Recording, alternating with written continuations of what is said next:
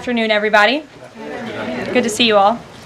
Since Inauguration Day, President Trump has secured trillions of dollars in private and foreign investments. Every single day, more money is pouring into our country, which will create more jobs for hardworking Americans. Today, Schneider Electric pledged to invest more than $700 million in the United States to boost American energy infrastructure and AI. On Monday, Hyundai announced a $20 billion investment in the United States, including $5.8 billion for a new steel plant in Louisiana, which will create nearly 1,500 high-paying jobs. President Trump is truly turning America back into a manufacturing superpower. Yesterday, President Trump marked National Medal of Honor Day by meeting with 21 of our nation's bravest heroes and incredible patriots who have been awarded the highest military honor. Beautiful picture. The president also signed a historic executive order to protect the integrity of American elections by strengthening voter citizenship verification and banning foreign nationals from interfering in U.S. elections. These are the common sense solutions that only Democrats could oppose. But voters deserve elections they can trust, and critical confidence is being restored thanks to President Trump's leadership. Later this afternoon in the East Room, President Trump will mark Women's History Month by honoring the exceptional women around our country, including the highly talented women in his administration and his cabinet. And on an additional scheduling update, the president will hold a press conference in the Oval Office today at 4:00 p.m. to announce tariffs on the auto industry. And I will leave that to him to make that announcement later. Unfortunately, all of this good is happening for our country. This administration is working hard on behalf of the American public every day, but the mainstream media continues to be focused on a sensationalized story from the failing Atlantic magazine that is falling apart by the hour. Here are the facts. The National Security Advisor has taken responsibility for this matter, and the National Security Council immediately said, alongside the White House counsel's office, that they are looking into how a reporter's number was inadvertently added to this messaging thread. We have said all along that no classified material was sent on this messaging thread. There were no locations, no sources, or methods revealed, and there were certainly no war plans discussed. The Atlantic has even admitted this themselves. Their release of these internal messages validates the truth, which we have been saying all along. If this story proves anything, it proves that Democrats and their propagandists in the mainstream media know how to fabricate, orchestrate, and disseminate a misinformation campaign quite well. And there's arguably no one in the media who loves manufacturing and pushing hoaxes more than Jeffrey Goldberg. Goldberg is an anti-Trump hater. He is a registered Democrat. Goldberg's wife is also a registered Democrat and a big Democrat donor who used to work under who? Hillary Clinton. This is the same Jeffrey Goldberg who infamously lied about weapons of mass destruction to get us into the Iraq War, which cost trillions of dollars and thousands of American soldiers. And how else has Goldberg discredited himself? By absurdly claiming that President Trump was Vladimir Putin during the 2016 campaign, by peddling the Russia hoax that tried to hijack President Trump's first term, by inventing the suckers and losers hoax to help Joe Biden in the 2020 election, by peddling a hoax about President Trump involving Gold Star families to help Kamala Harris in the 2024 election, which our campaign at the time vigorously denied. Jeffrey Goldberg didn't care. There's more, but we don't have all day, and we can now add this signal hoax to this very long list. The real story here is the overwhelming success of President Trump's decisive military action against Houthi terrorists. On March 15th, President Trump ordered a series of military operations against the terrorist Houthis to defend U.S. shipping assets in the Red Sea, restore freedom of navigation for international shipping, and defend the United States from enemy threats. United States forces successfully struck dozens of targets across Houthi-controlled territory. And as a result of these actions, several Houthi leaders were killed, including the Houthi drone chief, his deputy, and several of their drone experts and other key leaders. We also destroyed command and controlled facilities, weapons manufacturing facilities, and advanced weapons storage locations. And it's important to remember why this powerful action took place in the first place. because of Joe Biden's incompetence and pathetic weakness on the world stage for years. The Houthi terrorists grew emboldened. Immediately after taking office in 2021, Joe Biden removed the Iran-backed Houthis from the foreign terrorist organization and specifically designated global terrorist list. Did anybody in this room ask the Biden administration at the time why they made such a stupid mistake? This reckless action undid the designation put in place by President Trump during his first term, and what followed was predictable and devastating. The Houthis targeted U.S. military ships and aircraft, hit commercial ships, including U.S.-flagged vessels, threatened our personnel overseas, and attacked our allies in the region.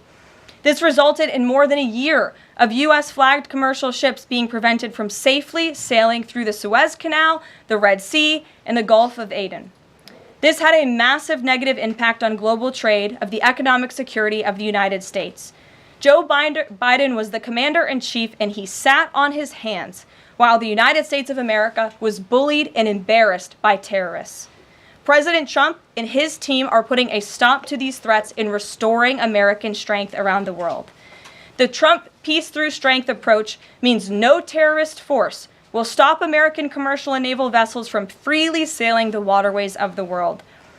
But unfortunately, this is not what the Democrats and the media want to talk about. They are focused on a coordinated campaign to try and sow chaos in this White House. And this has been the most successful first 2 months of any administration ever, which is exactly why they are doing this. We are not going to bend in the face of this insincere outrage. And here's just one example of how bad faith the Democrats' criticisms are. Democrat Senator Mark Warner is hysterical over the use of Signal, which is an approved decrypted app, and the killing of Houthi terrorists. But Senator Warner himself used Signal to work with a lobbyist for a Russian oligarch to connect the disgraced Steele dossier author who started the Russia hoax, which Jeffrey Goldberg later reported on. How ironic. We're not going to lose focus of the bottom line, which is that Joe Biden's weakness enabled and emboldened Houthi terrorists, and President Trump's strength and resolve eliminated those terrorists. Here in our new media seat today, we have Lindsay Keith. She is the managing editor for Merit TV and serves as their White House correspondent. Merit TV launched 1 year ago and creates and distributes content across diverse platforms. We're glad to have you with us, Lindsay. Please kick us off. Thank you, Karoline. I appreciate it and this opportunity for Merit TV. 2 questions, if I may. One on Signal, one on the economy. Sure. On Signal, how comfortable is the president with what was shared so far now that the chain has been released? The president's view on all of this remains the same today as it did yesterday.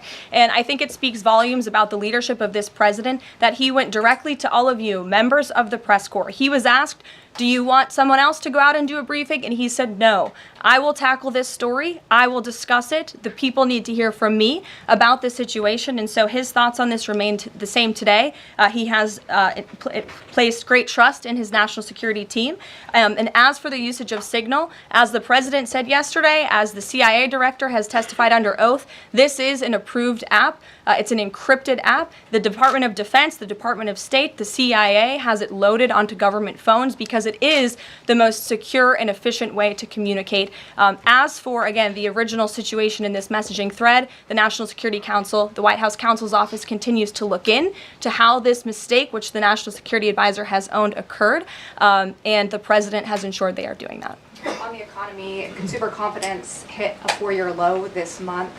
Can you help explain to the American people how tariffs will help them in the long run? Yeah, absolutely, and I'm grateful for the question. The American public will hear later this afternoon from the president directly on the topic of tariffs. And as you all know, April 2nd day, President Trump has proudly dubbed it Liberation Day for our country. What he means by that is it will be a day where the United States of America will no longer be ripped off by nations around this world. It will be a day where Americans finally see free and fair trade practices restored. We are no longer going to allow our allies, our competitors, and our adversaries to take advantage of American workers. And if you think about your hometown in the state that you grew up, Main Street looks a lot different today than it did many years ago. And President Trump wants to restore America as a manufacturing superpower around the globe. He wants products to be made right here in our great country with great, hardworking American hands that will ultimately result in higher wages and more money in the pockets of the American people. And he's also, in addition to tariffs, also determined to pass tax cuts later this year, as he did successfully in his first term, to put even more money back into the pockets of hardworking Americans.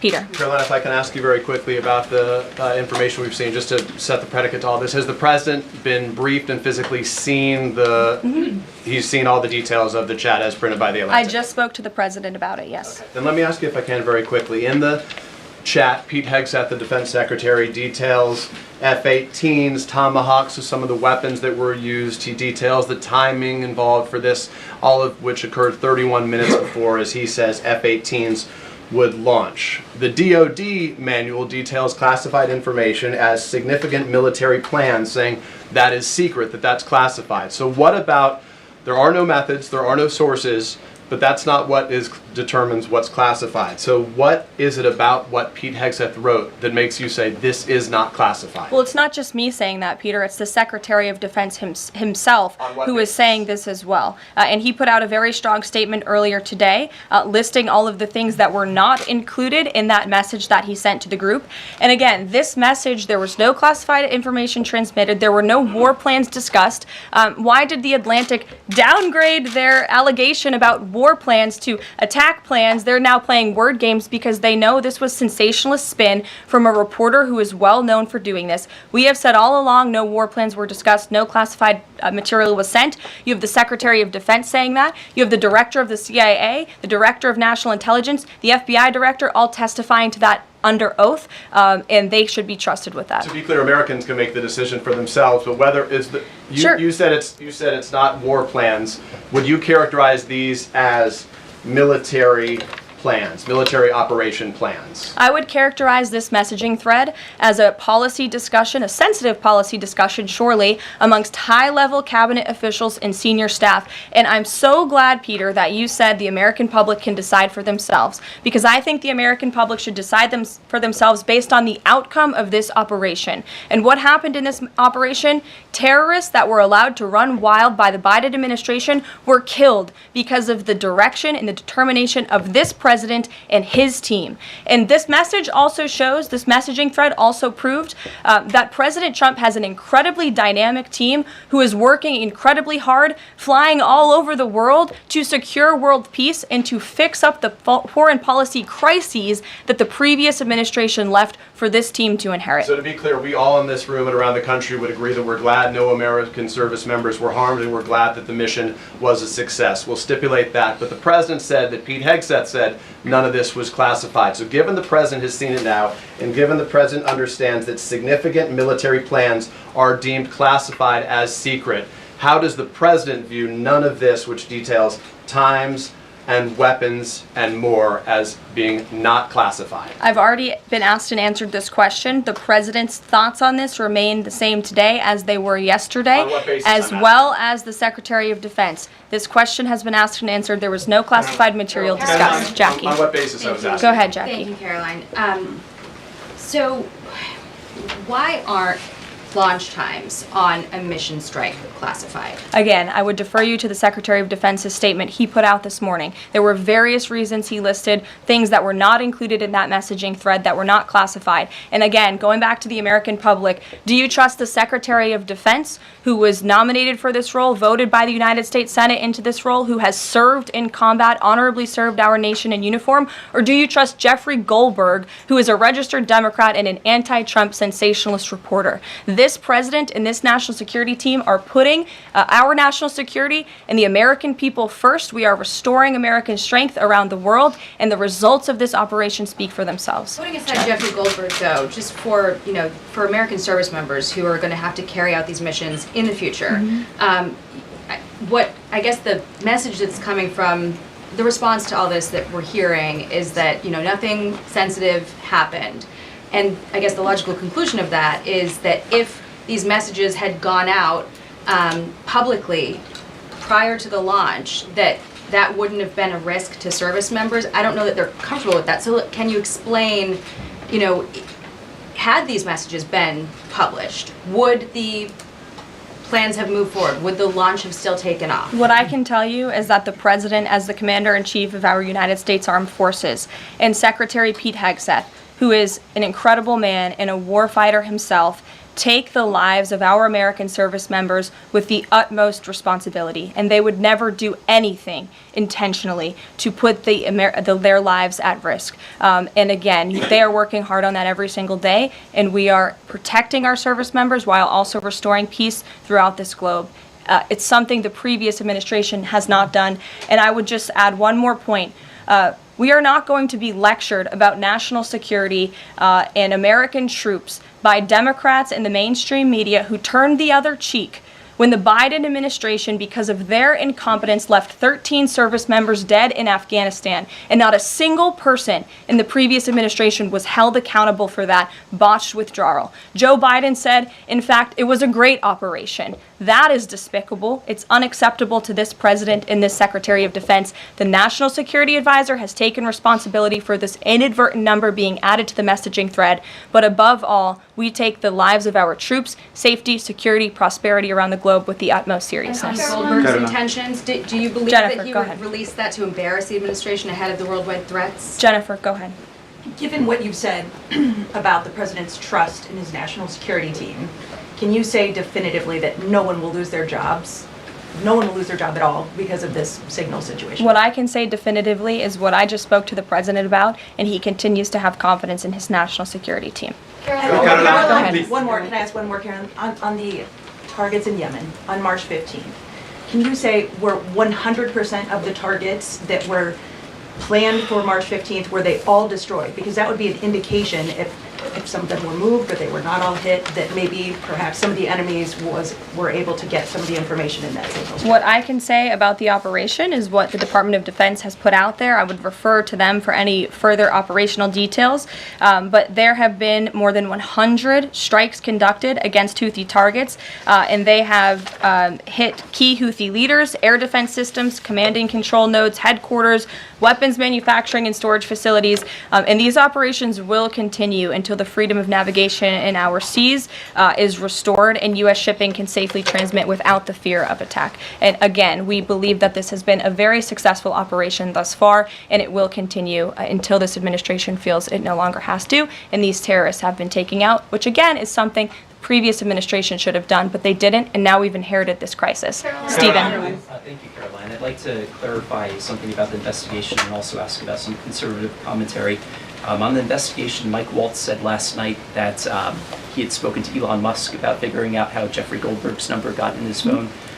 You mentioned the NSC and the White House counsel's office investigating. Can you just clarify who is investigating, who's leading that, and also Dave Portnoy, who endorsed President Trump, said today that he thinks that Mike Waltz should leave.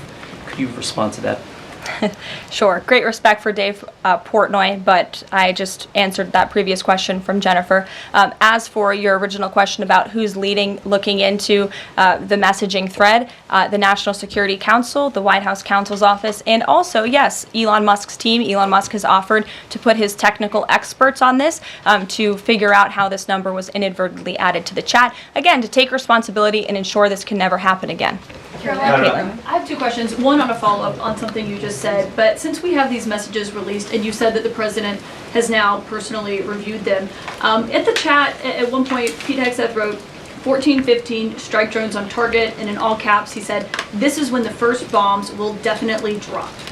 Does the president feel that he was misled by his national security advisors, whoever it was that told him there was no classified information in there, now that he's seen these messages? now been asked and answered this question 3 times by the both of you, and I've given you my answer. The president feels the same today as he did yesterday. Okay, Philip. and on my follow-up on what you had just No, said. go ahead, Philip. I have a Caitlin, I'm not taking your follow-up. The Vice Philip, go I have ahead. a follow-up on Express something you some- just said though, Caroline, that's Caitlin, regarding I'm not Jeffrey taking Goldsberg. your follow-up. Philip, go ahead. I have called on you. The Thank you. Vice President seemed to express some frustration that Europe wasn't doing more to police waterways in their backyard, noting in that signal thread that 40% of European trade goes through the Suez Canal.